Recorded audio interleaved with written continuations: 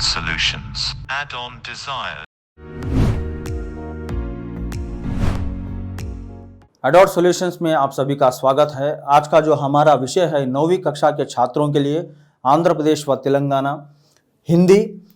पाठ का नाम है जिस देश में गंगा बहता है। ये हमारा पहला लेसन है। मेरा नाम तो आप जानते ही हो, वी चंद्र मोहन। तो शुरू करते हैं हमारा प्रेजेंटेशन के साथ।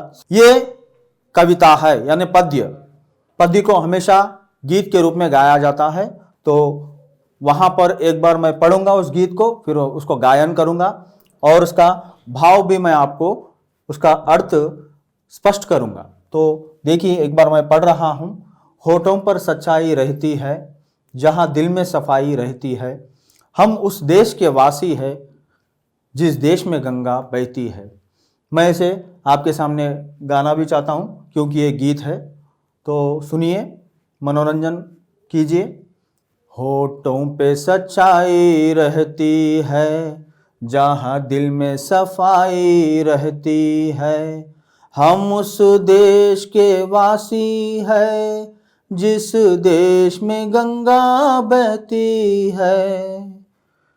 ज्यादा का नहीं लालच हमको, थोड़े में गुजारा होता है, हम उस देश के वासी हैं जिस देश में गंगा बहती है, जिस देश में गंगा बहती है।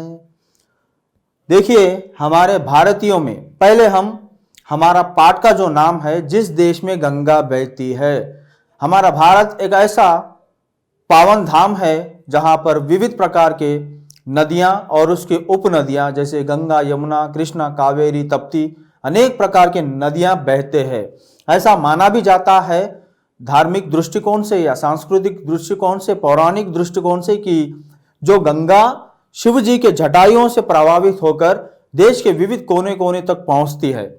और इस आधार पर हम ये कह सकते हैं कि जितने भी पाखंडी लोग हैं या जहां अधर्म चलता है, जहां विनाश है, जहां कलुषित है, जहां कलंक है, ये हमारा स्वच्छ पानी जो गंगा निर्मल यानी स्वच्छता जहां पर होती है, निर्मल साफ, वो उस अंधकार को मिटा देती है, उस कलुषित भावना को मिटा देती है, उस कालुष्य वातावरण को निवारण करती है और सब में सच्चाई यानी प्रेम भरती है। जहां हमारे देश के लोग जो हम पानी पीते हैं, ये विविध प्रकार के, जैसे यहाँ पर लिखा गया है, होंठों पे सच्चाई रहती है। हम भारतवासी के होंठों पर यानी हमारा जो मुखवास, जब हम किसी से बात करते हैं, हमारे बातों में मीठापन है, हमारे दिल में सफाई है, हमारे दिल में सच्चाई है और हम गर्व के साथ कह सकते हैं कि हम जिस देश के वासी है उस देश में गंगा बहती है।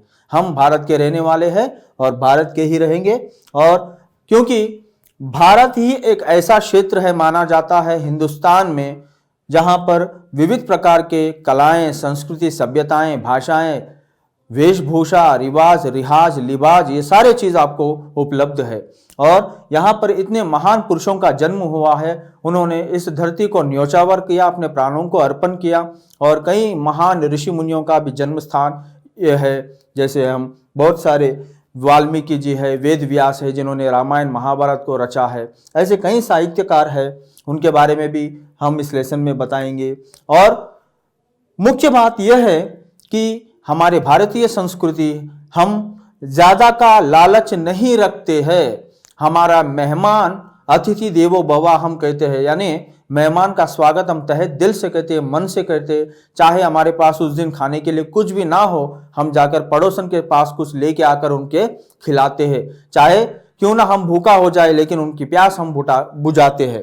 तो ये बात स्पष्ट करने के लिए इस पद्य में ये दर्शाया गया कि हमारे भारतीय संस्कृति, मानवता, सामाजिक कल्याण के लिए ये कितना उपयोगदायक है। तो दूसरे स्लाइड प्रेजेंटेशन में जानते हैं। कवि परिचय यहाँ पर दिया गया है। कवि का नाम शैलेंद्र कुमार है और यहाँ पर जैसे कि यहाँ लिखा गया, शैलेंद्र कुमार का जन्म सन 1921-22-33 में हुआ। इनका असली नाम शंकरी दास केसरी लाल था। ये हिंदी सिनेमा के जगत के प्रमुख गीतकार है, प्रमुख गीतकार है। इन्होंने कई प्रसिद्ध फिल्मी गीतों की रचना की, जैसे यहूदी, अनाड़ी और ब्रह्मचारी फिल्मों के लिए इन्हें देखिए 3 बार फिल्म फेयर पुरस्कार से सम्मानित किया गया है। और इनका देहांत 1966 में हुआ। बहुत ही दुर्भाग्य की बात है कि हमने ऐसे महान हस्ती साहित्यकार को खो दिया। फिर भी उनके गीते आज भी हमारे छवि में उपलब्ध है।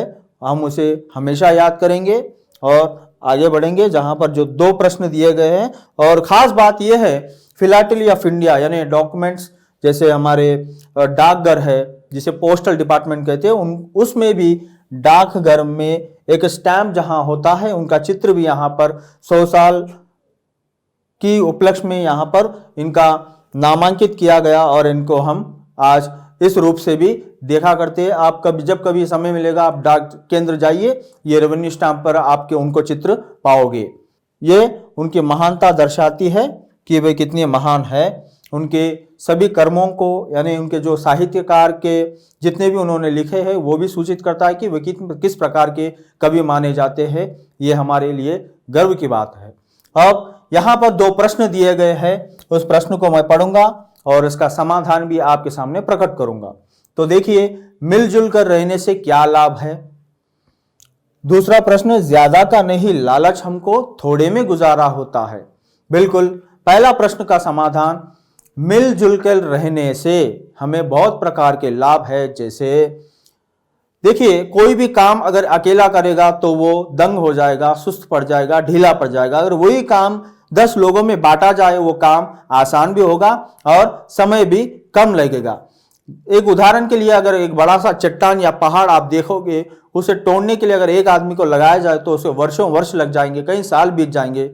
लेकिन अगर वही काम या कार्य कुछ लोगों में बांटा जाए, वो पहाड़ कितना भी बड़ा चट्टान क्यों ना हो, वो एक ना एक दिन छोटा पत्थर बनकर ही रह जाएगा।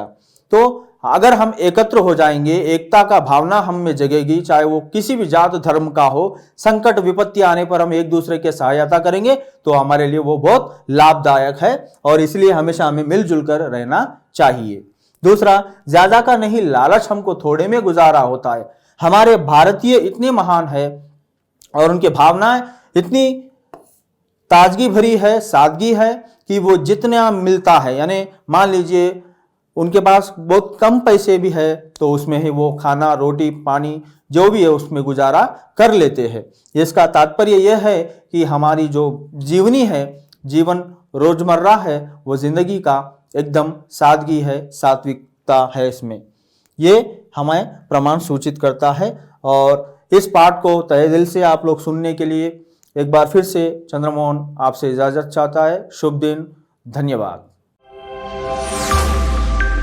Add-on solutions. Add-on desires.